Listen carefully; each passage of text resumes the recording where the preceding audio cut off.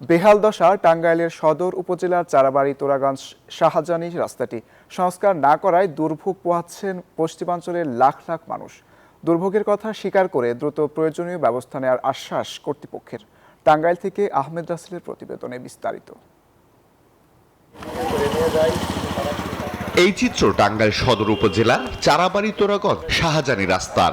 শত শত খানাখন্দে সৃষ্ট গর্তগুলো যেন এক একটি ছোট পুকুর। এ কারণে প্রতিনিয়ত যানবাহন বিকল হয়ে ঘটছে দুর্ঘটনা। পদ্মা সেতু, মেট্রো রেল এবং এলিভেটেড এক্সপ্রেসওয়ে নির্মাণের গর্বিত অংশীদার বসুন্ধরা সিমেন্ট।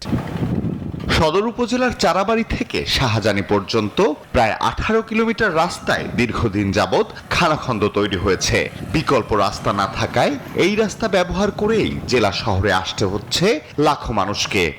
এই রাস্তাটা অনেক দিন ধরে এই অসুবিধা, আর বৃষ্টি হইলে বাদে আরো বেশি সমস্যা হয়। অনেক ভাঙা রাস্তা, আমাদের চলাফেরা করতে কষ্ট হয়। যাত্রীদের সমস্যা, আমাদের সমস্যা, তারপরে রুগী নিয়ে আসা জানা, সুস্থ মানুষও অসুস্থ হয়ে যায়। বিপদে পড়ে আমরাই কি করি, থাইকা থেকে খোয়া ফেলাই কি নাই না রাবির বিল্ডিং গুলো ভাঙে, ওই বিল্ডিং এর রাবির আইনা ভাঙ্গা জায়গা কাটা কাটা দিয়ে আমরা সিনজিগুলো চলে বেড়েছি। দ্রুত সময়ের মধ্যেই প্রয়োজনীয় ব্যবস্থা গ্রহণের আশ্বাস দিয়েছেন কর্তৃপক্ষ।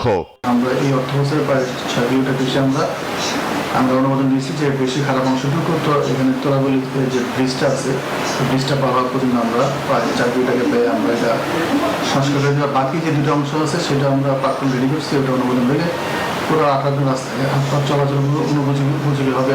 সড়কটি ব্যবহার করে উত্তরাঞ্চলের প্রায় 10টি ইউনিয়নের লক্ষাধিক মানুষ প্রতিদিন জেলা শহরে যাতায়াত করেন। Desk report, news 24।